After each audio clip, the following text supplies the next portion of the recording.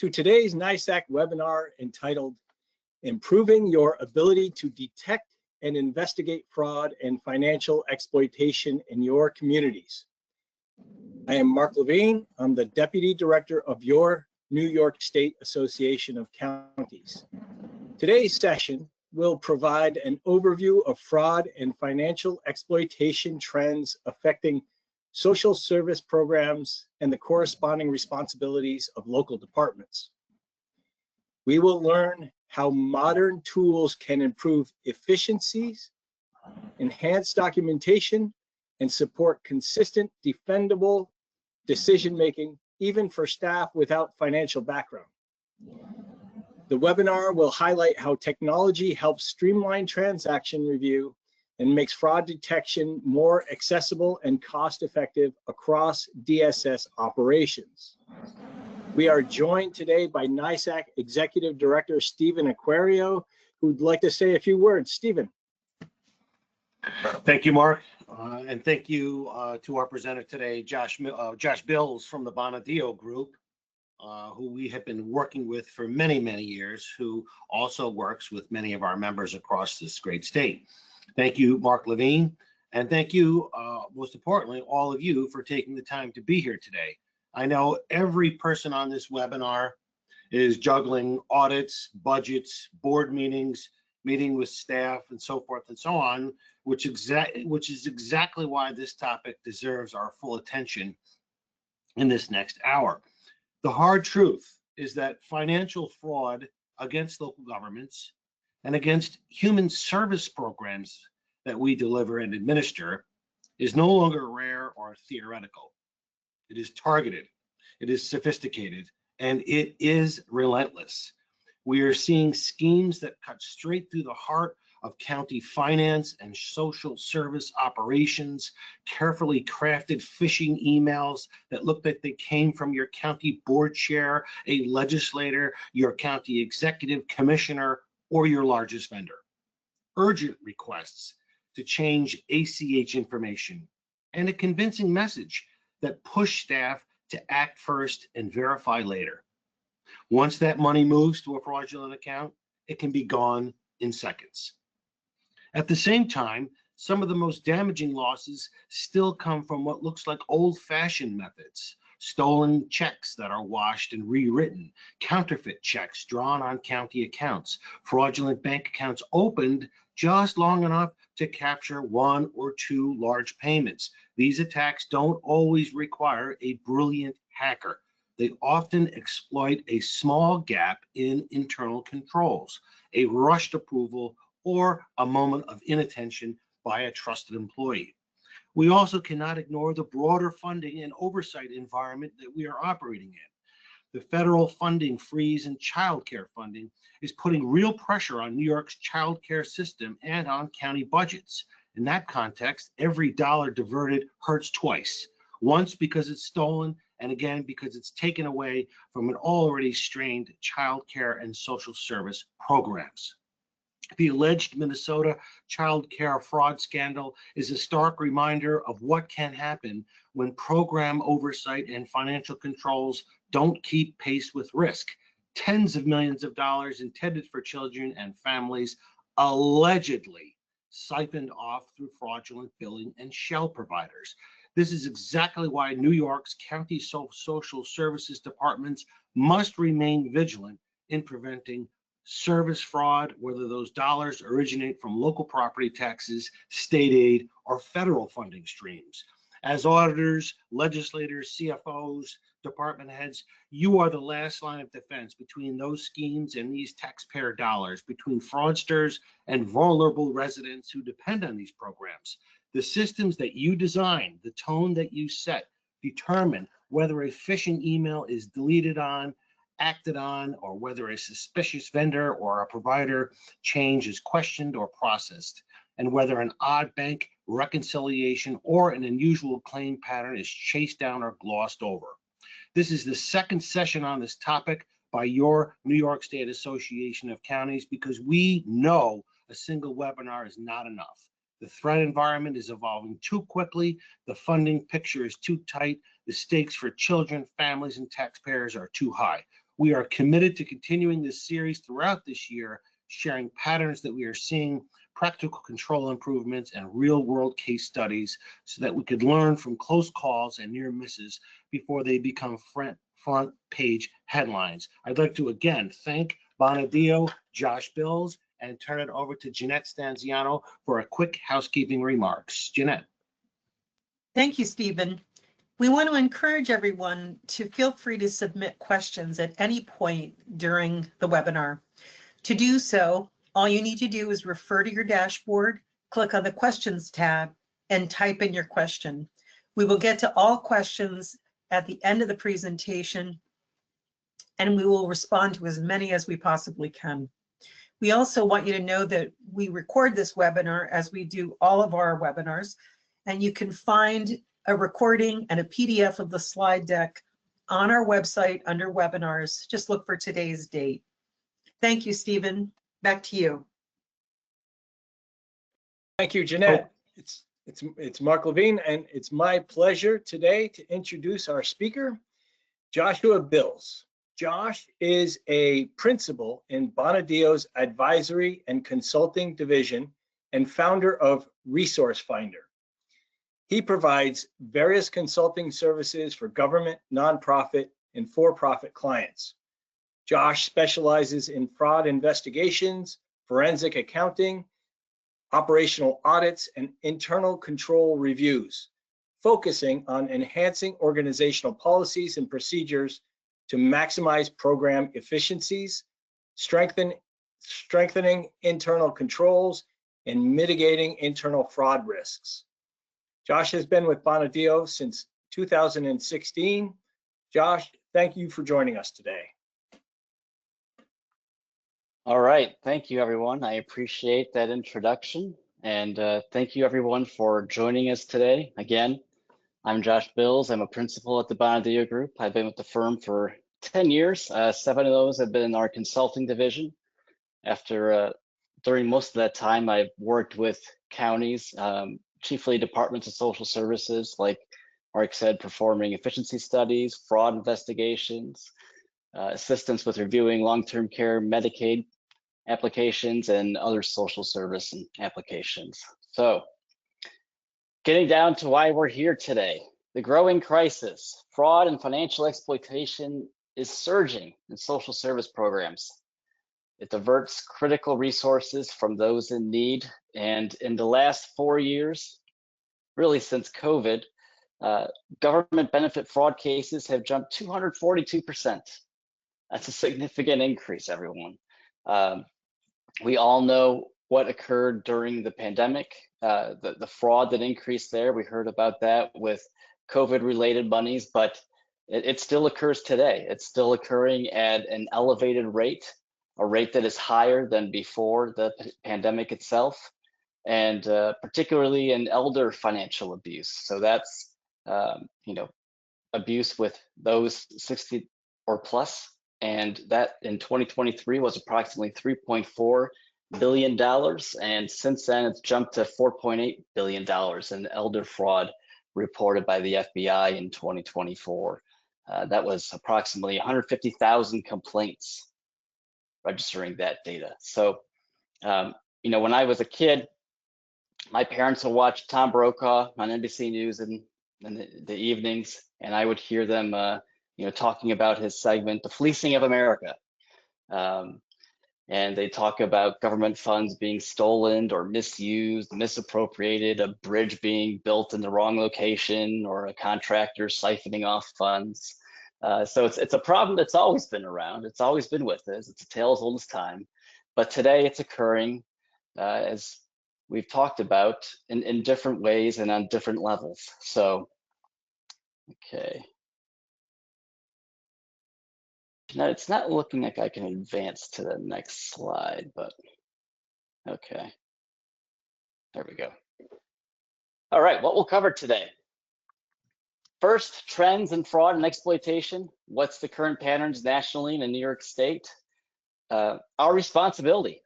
What do counties, and particularly their DSS departments, what's their roles? the responsibility for enforcement of the statutes, regulations, and laws regarding these funds. Tools and technology that can be used. Some of the tools that we'll describe are, a few years ago, they would have seemed pretty pie in the sky, you know, using data analytics and connecting different software pieces to federal databases and all that kind of thing, and biometrics. So some of that is still unavailable to us today in our particular districts, but I think it's coming. It's kind of each year, each month, each day, you hear more and more about how AI is used. And yes, some of it is pie in the sky ideas and stuff that will never come to fruition. But just think about the difference between what you knew about AI a year ago compared to today, 2 years ago, and then think 5 years ago. Did you even know what that term meant? The advancements are astounding. So it has, thankfully, not just benefits for those who would wish to perpetrate fraud, right? It also has benefits for those who are enforcing the regs, trying to prevent the fraud from occurring and identify those individuals who have perpetrated it. So after that, we'll discuss some prevention strategies, mainly front-end detection and best practices. You know, that's before the folks get in the door, the bad actors. You want to catch it on the front end. You want to catch it before this occurs to your district office. You want to be able to prevent those funds from going out and going to bad actors in the community. Then next, we'll discuss some case examples, recent schemes and lessons learned from those, positive outcomes of some of those new, basically, programs and technologies that have been used successfully in some states, and we'll highlight those for future reference. And then finally, building a prevention culture. How do you change today, tomorrow, this week, the culture that's in your district? You know, yeah, Josh, it'd be great if we could buy $1 million software that's going to cross-reference national databases, identify hotspots, and make it so that I can identify fraud each time it's coming in my door at my DSS. That'd be great. I don't have $1 million, Josh. What can I do tomorrow?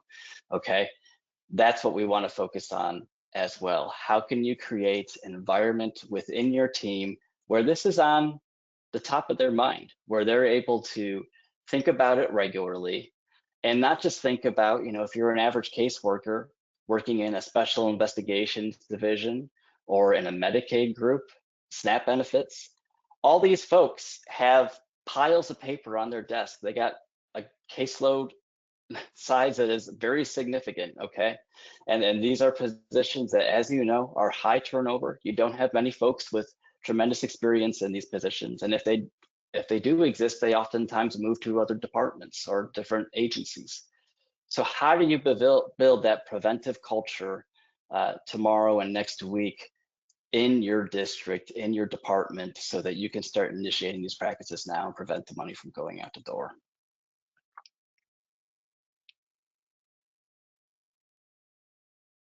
Okay, Jeanette, yeah, I might rely on you for that. It doesn't seem to be clicking for me, but that's okay. All right, why does this matter now? You know, after COVID, during COVID, there was the policy essentially of easy money in the economy. Rock bottom interest rates, Congress flooding state and local governments with cash through the CARES Act, American Rescue Plan. Remember all that? All funded by the Fed's quantitative easing.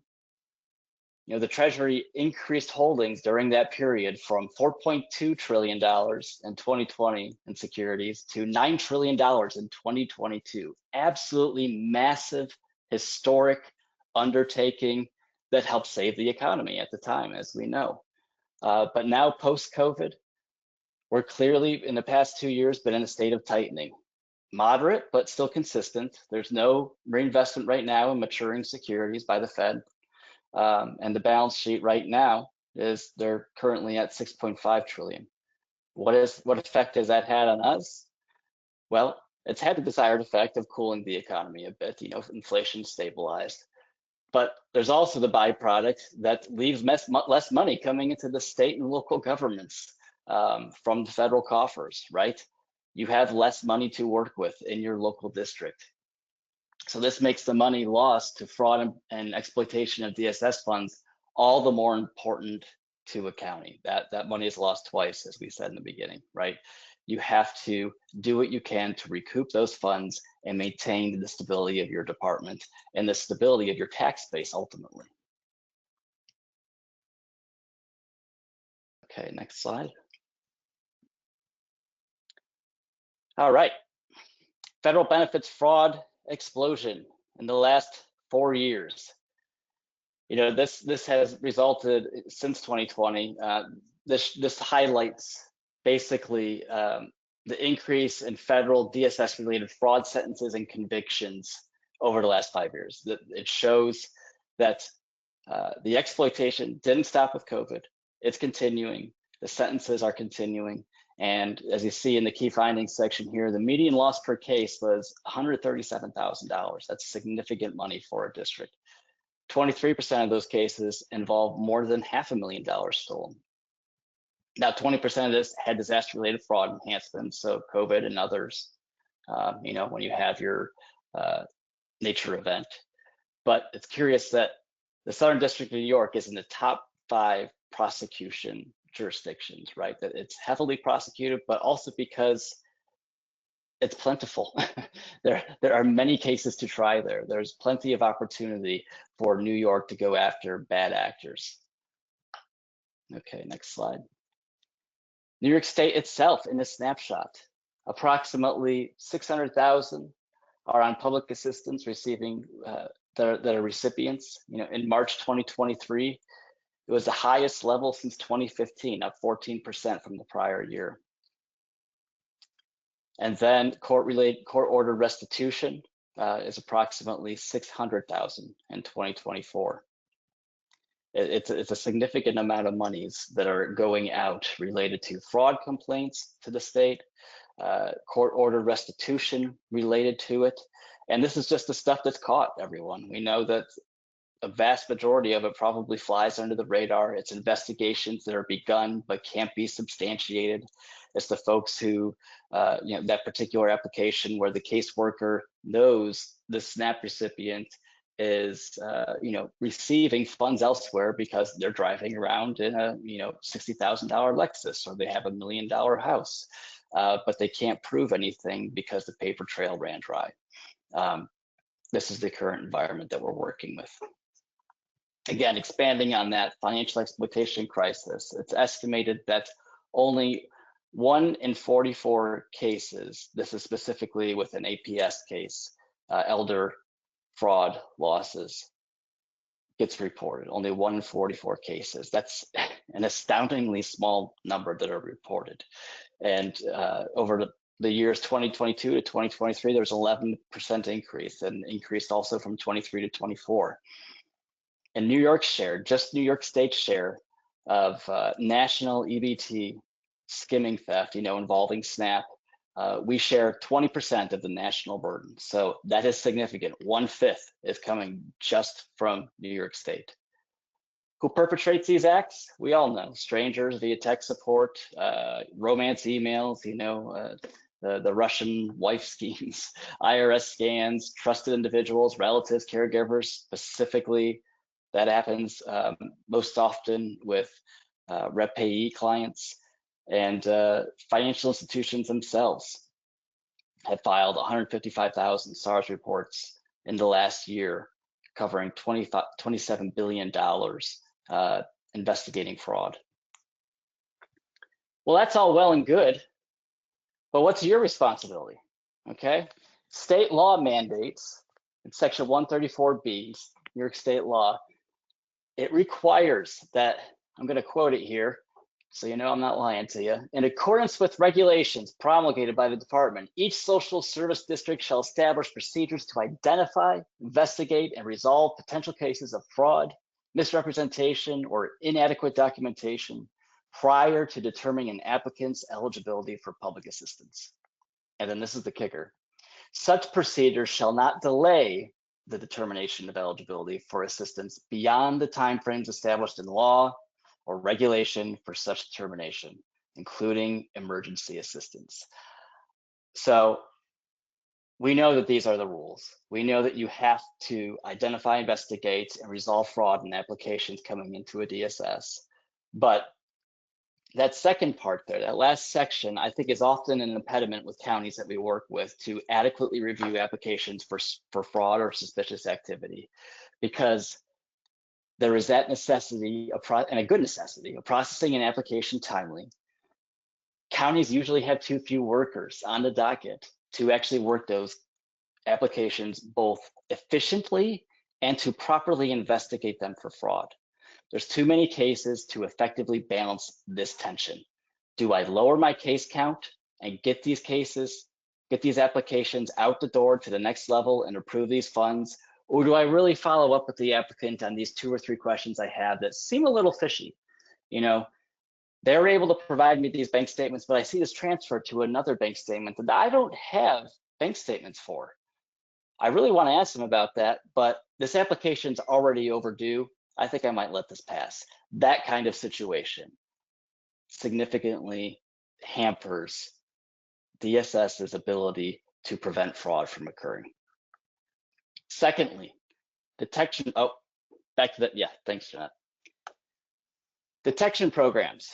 We all know there's feds, there's APHIS, there's the EVR systems to catch ineligible cases early.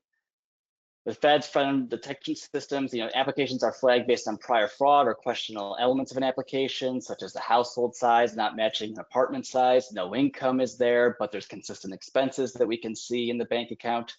Maybe there's inconsistent historical records that are identified by the caseworker and then referred to SID for further review.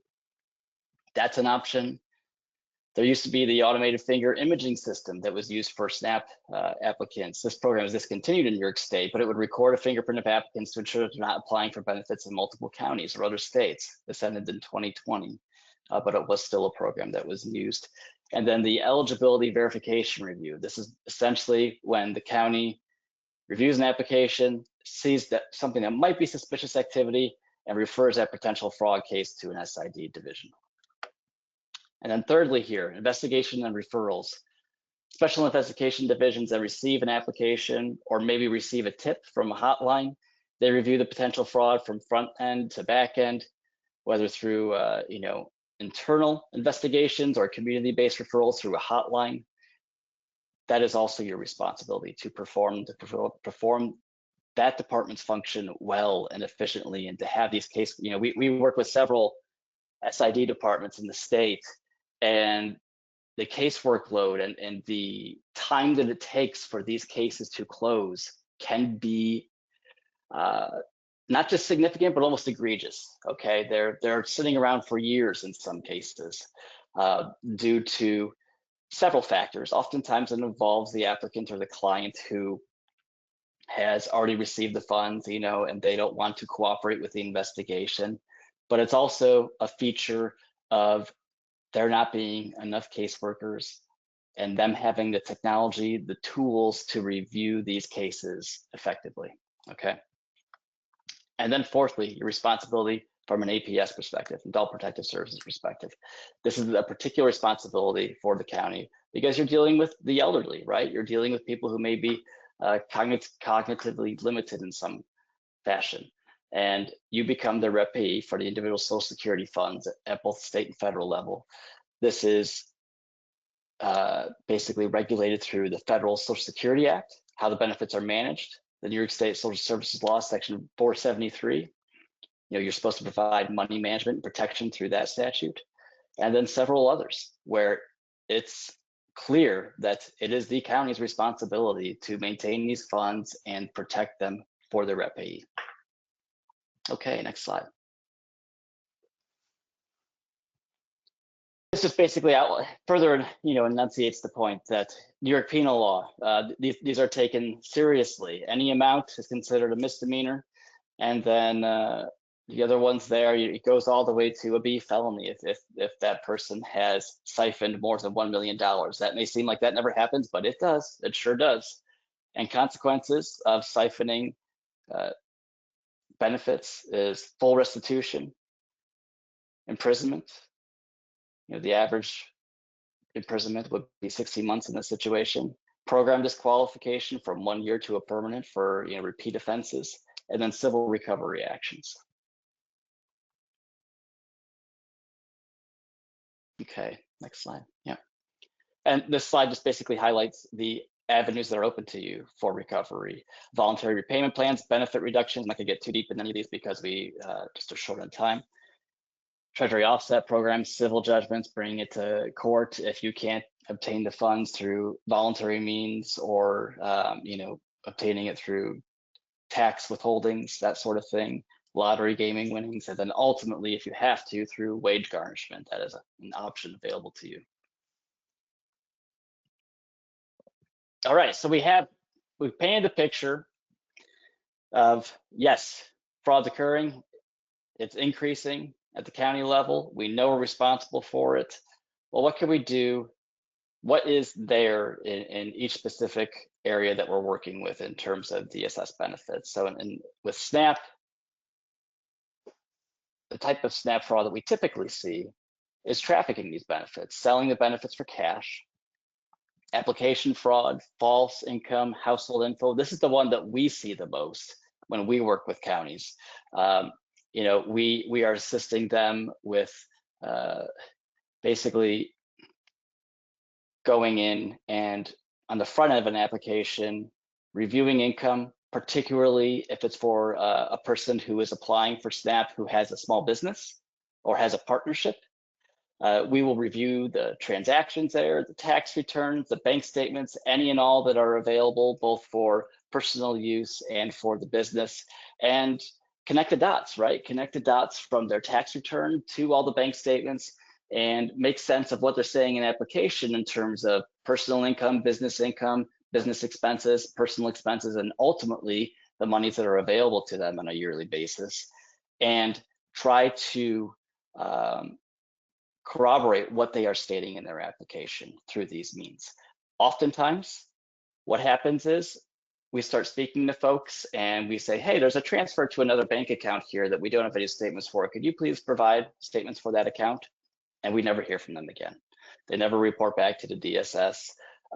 They don't ask for any updates on their application. The county notifies them that their application has been closed. They don't call back. And essentially we take that as being, okay, almost a half gotcha moment. Like there was probably something there that they didn't want us to see and they were hiding funds. Okay, that's the application fraud side of it is the most common that we deal with on the front side. But there's also retailer fraud, fake stores being involved, and the other items there. Okay. Medicaid fraud, key areas. Provider fraud, phantom billing, upcoding, providing a service, but then, charging for something far more significant, kickback schemes, recipient fraud, eligibility misrepresentation, saying that you're eligible when actually you're not, and then undisclosed assets and income. Again, this would be one that we chiefly deal with. The counties call up our firm to investigate and review is when there's business assets and income on the line that their caseworkers just aren't quite sure how to assess and determine whether or not that truly is a business expense. Is $15,000 for gas for this person's truck related to their small business? Does that make sense? Well, let's figure out what they do. Let's figure out what support they have for it, that sort of thing. And then there's also prescription drug fraud, as we all know, pill mills and all that, and then identity theft. Next slide, Jeanette. Yeah, okay. So for Medicaid fraud prevention methods, there's both detection strategies and prevention measures. On detection strategy side, provider enrollment screening and background checks, claim data analysis and pattern recognition. That's a bit tougher, but it takes more time. Utilization review for unusual billing patterns. Site visits. Okay, this one is one that is often used. Once an initial red flag goes up, the first thing you could do, probably the easiest thing, perform a site visit. See what really goes on there, perform just a basic audit, a walk-in audit of a high-risk provider, and see if, a lot of time what happens is federal agents will go in undercover and pose as someone seeking Medicaid and see if they can do it, though they know they're ineligible and declaring themselves to be ineligible. And then for prevention measures, there's prepayment review, suspicious claims, post-payment audits and recovery actions, provider education on billing requirements. You know, the folks that are providing these services have to understand the laws and regulations that are involved for the billing. And it's complicated. You know, Medicaid is not something that is simple or even sometimes rational way of understanding what should be billed and not billed, and they have to be well educated with it. And then again, fraud hotlines and whistleblower programs and coordinating with fraud units. And then with TANF and cash assistance fraud, common schemes there, again, as we saw before with SNAP, are unreported employment or income, failure to report household composition changes, concealing assets or resources, having it in dual states. You know, maybe I live over in Erie County and I go over to Pennsylvania or anywhere else nearby, and I say, okay, I'm going to apply for benefits in each of these places and see if I can get away with it. And that would be associated also with false residency claims. How do you prevent this within your group? Front-end detection systems, regular recertification with verification, Paris interstate data masters, you know, those are required where your information is uploaded to the federal network and reviewed against other states' information to determine if this person is applying for benefits in more than one area. All of these assist with the prevention measures, but again, I think the unreported income portion of it is and oftentimes the most significant way for folks to penetrate the system, receive assistance when they're not qualified to receive it. And now it's even more difficult with person-to-person platforms such as Zelle, Cash App, and others, where it typically falls outside your county's typical bank pulls when you are subpoenaing bank statements from all the local banks and the regional banks in your area. Those national ones with payment platform, person-to-person payment platforms often fall outside those polls, and you're not going to understand or have knowledge of that occurrence with the other folks. So in each of those situations, you're relying on the individual to report their banking information, even if you suspect there's fraud. You know, you're relying on the person who perpetuated the fraudulent activity to be honest with you about their fraud and provide you with the information that you need. That's not a winning strategy, right? That could be difficult. It's not going to help you in the long run to finalize that and know that the person's performing fraudulent actions. Okay, adult protective services, financial exploitation indicators. Some common exploitation indicators are changes in banking patterns or account activity. Again, these are folks who are elderly. There's not much typically going on in their bank accounts at this point in time. They're no longer employed. They're no longer doing fancy trips or anything like that, buying cars typically or buying a new house. So a change in that banking pattern is definitely a red flag for folks.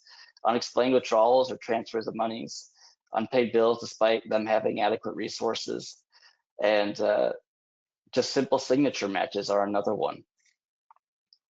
We, through our work, we've worked with APS departments for many years, and we found that at least 50% of the APS fraud that's perpetrated is done by a trusted individual, a family member, a friend. And we led an investigation recently of an APS caseworker who stole from several clients over a period of 7 years. At least that's how far back we could go with the data that we had on hand. And she would go in, she would know these clients, she would know that, hey, I've had a relationship with this individual for a couple of years. They're never checking their account. They don't really know how much money they have. And she would take bits here and there and use them for personal gain. She actually ran a dance studio, and she would use it to pay for the expenses of her dance studio, a popular dance studio in the community. And when it occurred, everyone was shocked because she was, you know, well liked and someone in the community who was well known. And something like that can occur in your department, even with someone who on the outside looks just like you and me, but if there's a potential for fraud there, if the person has need of those funds, you know, it's not beyond most people to perpetrate this when under the right circumstances and pressure. Okay. So that resulted with that individual going to jail for several years, and the funds ultimately recovered, but still in process. So, okay. Next slide, Jeanette, please. Given all that, given our knowledge that it's occurring in each of our benefit programs, what can we do about it? As I said earlier, AI tools and data analytics, a few years ago, we wouldn't have been discussing them at all. But they are up and coming. They are here, and they are not just pie in the sky. They are gaining traction. Again, it's not only working in favor of the fraudsters. I think there will be significant headway in the coming years of AI's ability to both identify fraudulent activity, the patterns, and assist you all with prosecuting it as it becomes more readily available. This is already seen in situations where there's program integrations like DMV and SNAP and incarceration records, identifying hotspots in some states like California, being able to essentially show a heat map of suspected activity of fraud, okay? Being able to detect anomalies and areas of focus. It's just giving you another ability to know those areas that should be investigated by your SID department for further review. And this is one example. You know, we didn't want this to be a marketing event, obviously. We have platforms, the firm technology platforms that we use, but this is another one that is out there, Thomson Reuters Fraud Detect, and it essentially uses machine learning for fraud prediction and is used by several states, including California and Illinois, and I believe Indiana. But it does this. It connects with clear records, uses live data updates, and essentially gives your caseworkers a dashboard, a very nice looking, you know, like Windows desktop dashboard of areas that they should be focusing on, those particular applications or SID cases that need to be looked at for further review and requesting subpoenas of bank statements. It has a massive impact. It really assists caseworkers with understanding what they're looking at, and they no longer just have their steno book and their Excel and paper bank statements like we see all the time in New York State in special investigation divisions. You're able to look at it in a way that's rational and really what they're used to out in the community with their cell phone, with their computer, bringing it up to date, because the folks that you're going to be hiring over the next 5, 10, 20 years, they're not going to understand you know, programs like WMS and other outdated ones and want to use those. You're not going to hold folks if that's the kind of platform that we're using to assist with these investigations. We have to bring it up to the level of current day technology. Okay, this slide talks about additional technology solutions that are there. I'm not going to go through all of these just for lack of time, but it's identity verification, data matching. Again, we talked about the Paris alerts, National Directory of Hires, case management, EBT monitoring for SNAP transactions, you know, those situations where there's unusual patterns, where there's rapid swipes or manual entries that would usually indicate a trafficking scheme, and then predictive analytics like in California that they're using, and cybersecurity, like we were talking about at the beginning of the program, having multi-factor authentication, phishing training for your email systems, data encryption, and prevention breaches. I tell you, this cybersecurity is not the main focus of this discussion today, but it is increasingly something that is more and more sophisticated. That when I started at the firm, I could identify every single phishing attempt easily, quickly. It was very identifiable. You know, the letters were spelled wrong. It was from somebody that was clearly not living in the US, or you know, just looked very hokey. Today, it is much more difficult. Maybe I'm just old, but it is much more difficult to identify these when they hit our inbox. Sometimes they're from trusted partners. If a partner gets compromised, if a neighboring district's computer system is compromised, and that system sends you a file with malicious software on it, and in the text, there is basically 2 sentences from another caseworker that you may know, your caseworker may know, and it says, see attached document for Casey Frank's application, and it's actually malicious software. It is very difficult to identify that in this day and age, but that is for a separate discussion.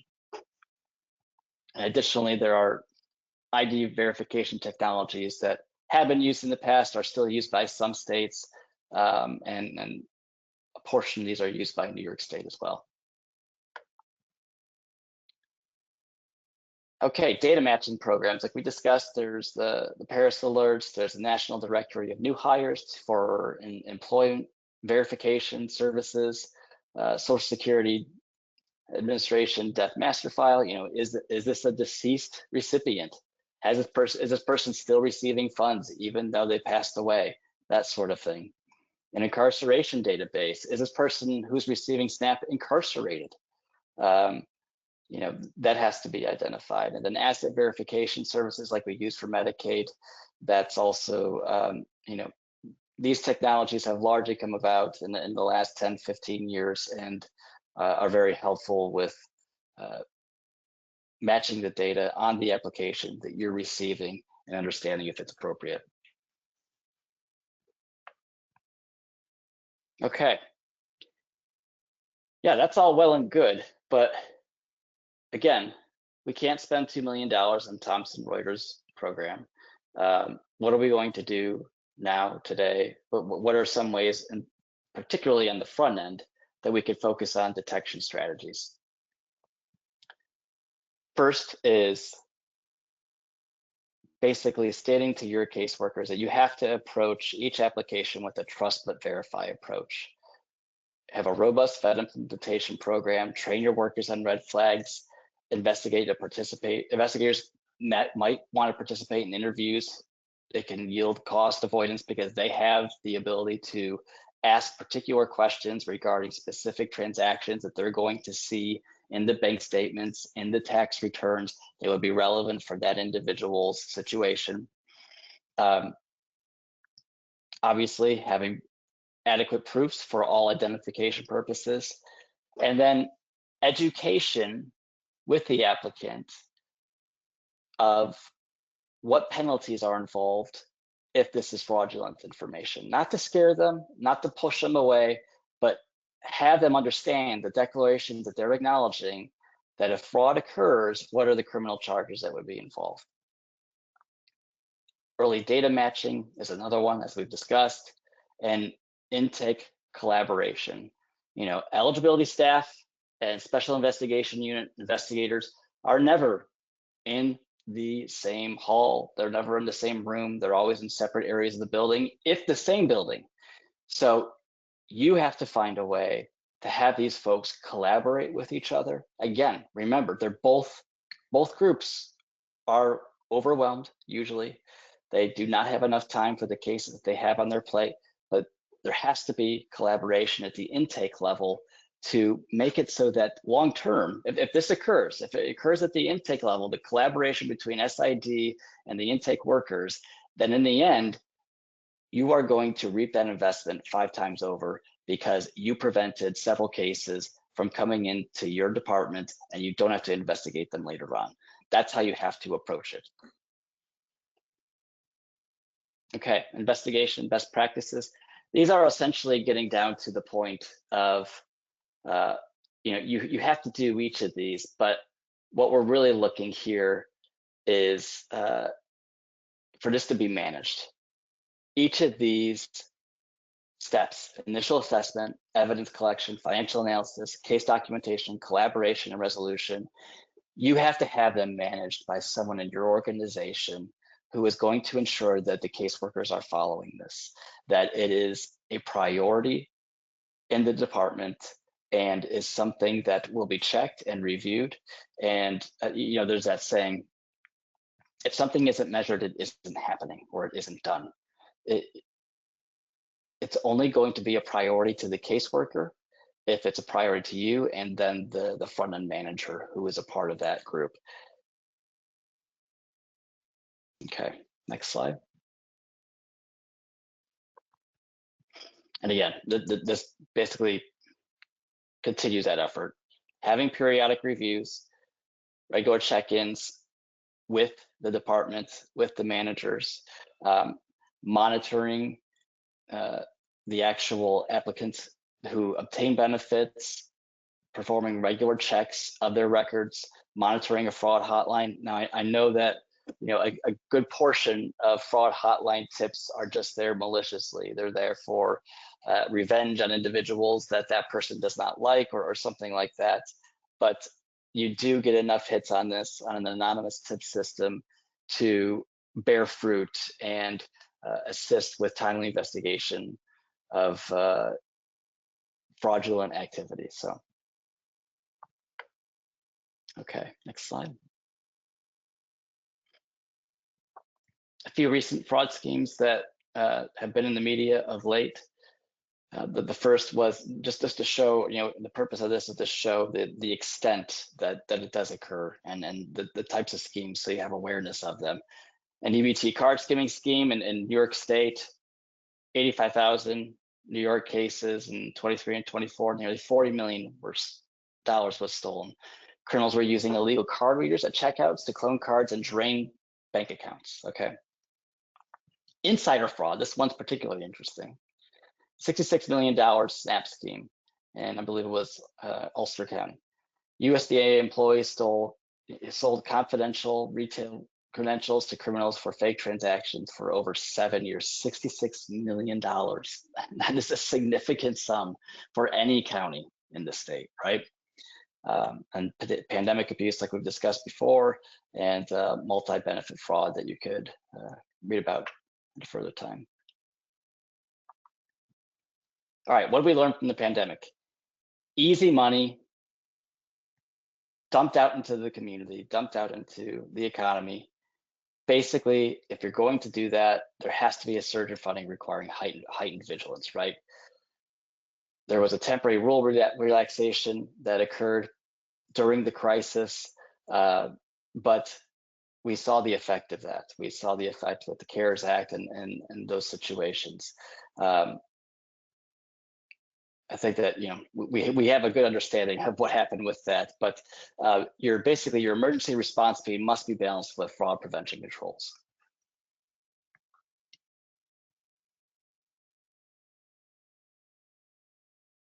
Okay, this one talks about a little bit more about that insider fraud case with the SNAP in Ulster County.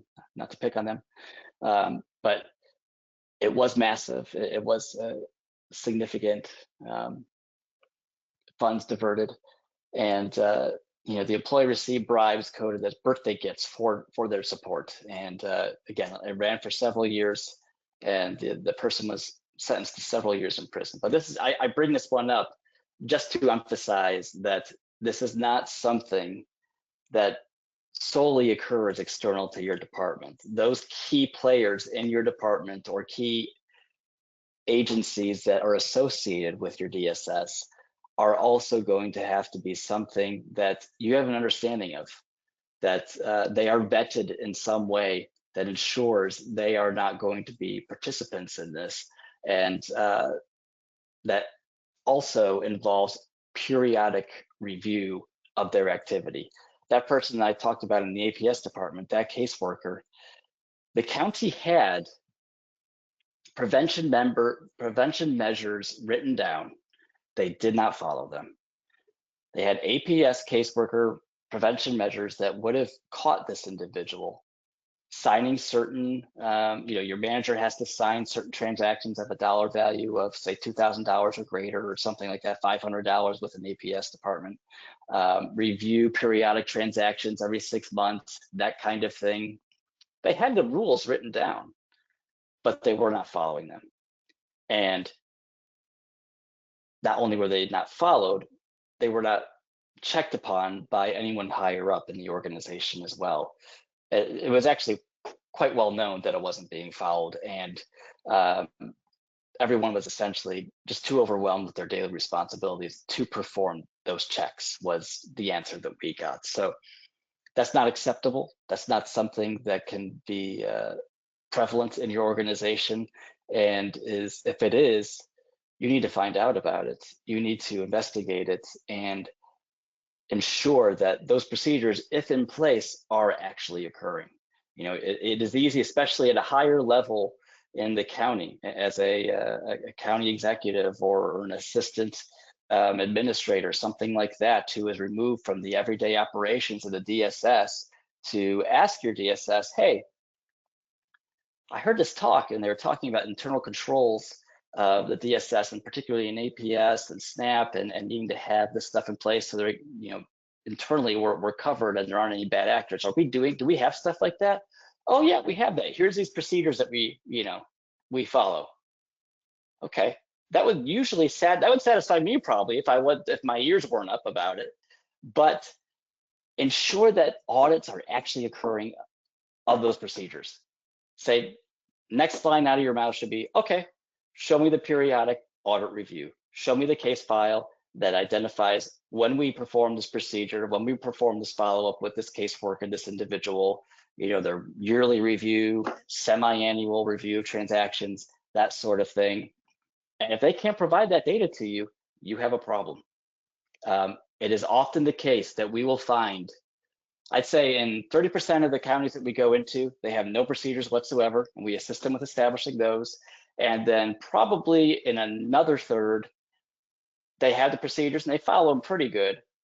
And then there's the last third that have the procedures written down.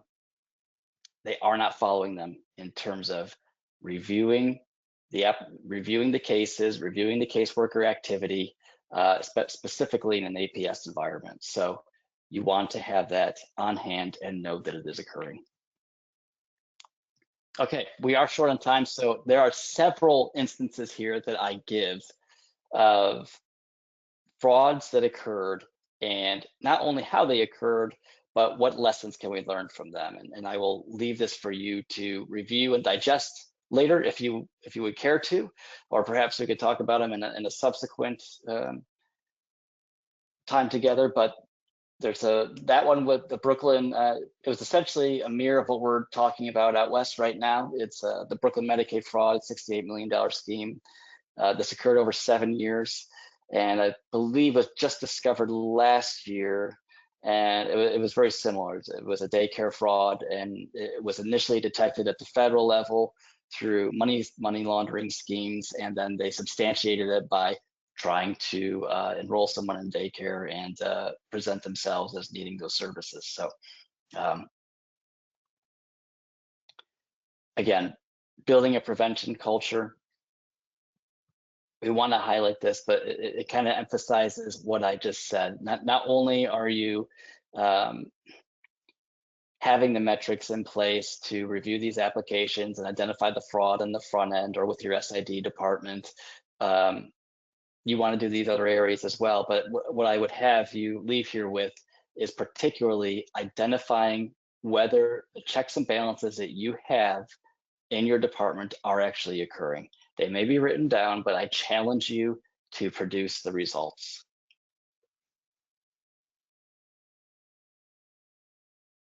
Okay, next slide. And that goes right into this slide, the training and staff development. They have to know what fraud indicators exist, the red flags, having interview techniques and documentation that are adequate, the legal requirements, the technology that you can provide to them now currently, and reinforcing the ethical nature of their work, particularly in APS, and the need to act in a way that is for the other's best interest. Then Jeanette, I'll probably have you skip a couple here since we're coming up on the hour. Yep, I'd skip this one. Sorry, everyone. Performance metrics and reporting, these are all good to review and to, as someone who might be higher up in the organization and maybe not even part of DSS, I would encourage you to review this see if your folks have this on hand, not to quiz them, not to like put them on the spot, but again, if it's not measured, it's not being done. You need to know if your DSS operations, and particularly your SID department and your APS department, are performing these types of reviews to run in an efficient manner and identify fraud in a way that, it, again, is both efficient and conclusive. Okay, I think at this point, I will, we have 2 minutes now, so I will allow it. If anyone would like to ask any questions or make any comments, maybe personal experiences, we have several other examples here, but that's not something, although I would, Jeanette, like to say something about this slide. The cost effectiveness of fraud prevention. It's expensive to hire new workers. It's expensive to invest in new technology.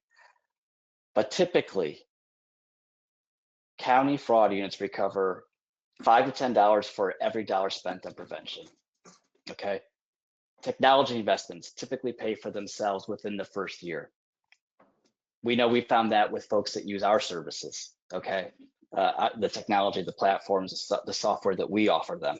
So that's not just a sales tactic, that's also what you find out nationally through folks that use these services. So think of what's happening in terms of money going out the door, losing that dollar, and what you could do to prevent it. And I think I'll leave it at that.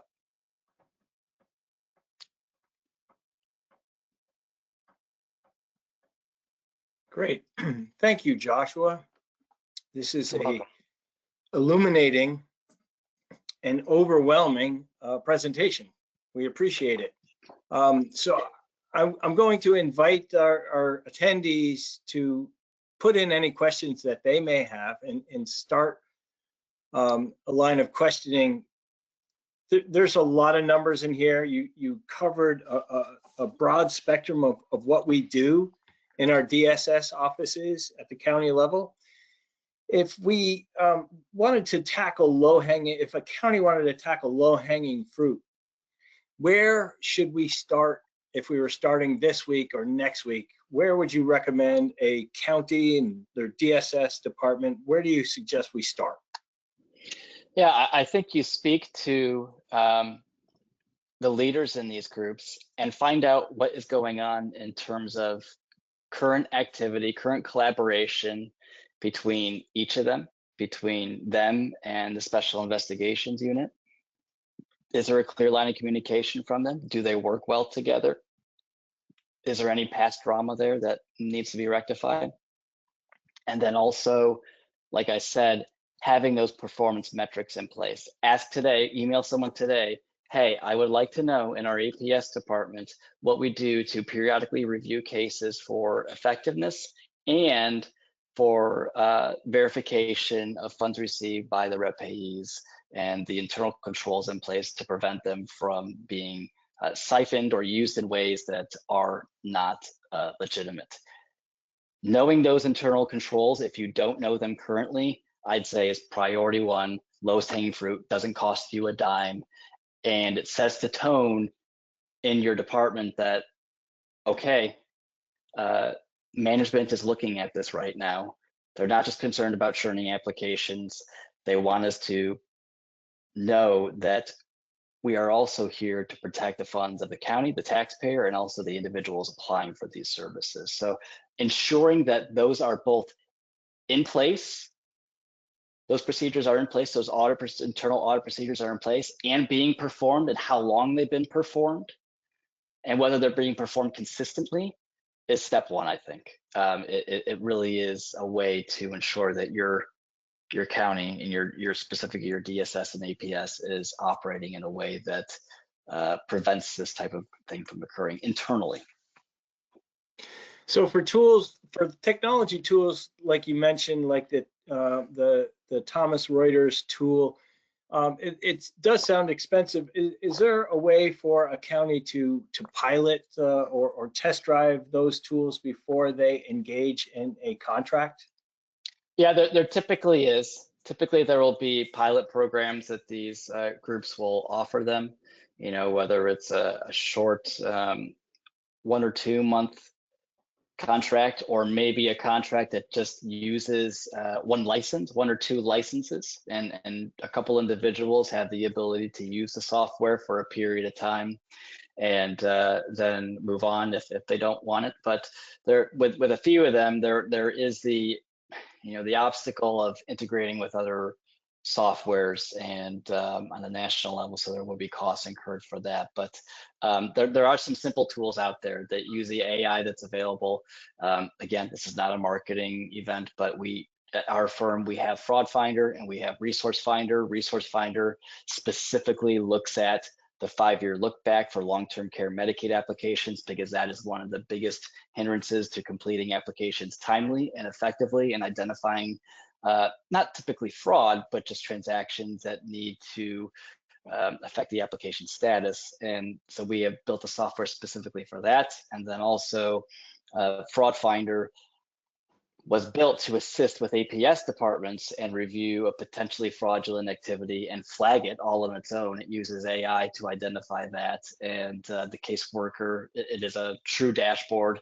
It loads the bank statement and shows the caseworker areas where they have to investigate further, hotspots and that sort of thing. And we've expanded that to also be used for general financial exploitation. So what you would occur in a special investigations division department. So we work with several SIDs, and I can think of one in particular where I walked down the hall and there is 20 caseworkers in the room poring over paper files and making an Excel of all the transactions that they're seeing on the bank statement, a list of expenses, a list of income, and the ins and outs of all the transactions. And it gobbles approximately at least 75% of their time just doing that, getting those transactions off the paper, off the PDF, and into an Excel that they can use. Fraud Finder, so that to us was just like, it's infuriating, because it's the most of the caseworkers' time. They have no time to actually investigate these cases. And so we pivoted with Fraud Finder to also move it towards cases like that, general financial exploitation, because they can do that same work that chews up 80% of the caseworkers' time in literally 5 minutes. So yeah, it varies by, to answer your question long, it varies by software, but usually you can get a single license for a period of time, or a trial period that would not break the bank. And there's also opportunities through either the federal government or other programs to usually reconstitute some of those funds and not have to fully take the burden yourself. Great, thank you very much. There is another question about the PowerPoint slides. Yes, the PowerPoint presentation will be available on the NISAC website, as will the recording of this webinar, either this afternoon or sometime tomorrow morning. Josh, we appreciate your time today. We appreciate your expertise. We appreciate the partnership with Bonadeo, and just want to give you the last minute here. If you had one more thing to say to the audience in a minute or less, what would that be? Yeah, I think, this is challenging. This topic is not going away. People are people everywhere, and we will always be dealing with fraud and exploitation and having to wrestle with new technology that comes down the line that they would use to perpetrate it. But it's not all bad news. The technology also works in our favor. It works for the good actors as well as the bad. And we can use it to assist us and take the load off the caseworkers that you have there on hand, and do it in the way that's both efficient and effective, and results with your department running in a way that it was intended to. So I thank you for his time. I apologize that we kind of ran out there at the end. Again, the slides are available, and maybe we could discuss more of those cases. They are, I do encourage you to look at them, because they are interesting, and they will probably perk your interest in certain areas that have both involved fraud, but how counties have pivoted after it has occurred and changed the way that they perform their reviews and their transactions. So I definitely encourage you to look at those case studies. And thank you again, Josh. Josh's contact information is here on the last slide. If you'd like to ask him, if you have questions that you were not able to ask, please feel free to reach directly out to Joshua Bills at the Bonadeo Group.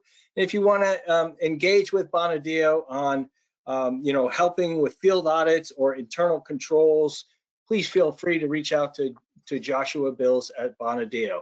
Thank you, Josh, and thank you for the NISAC attendees for joining us for this webinar today.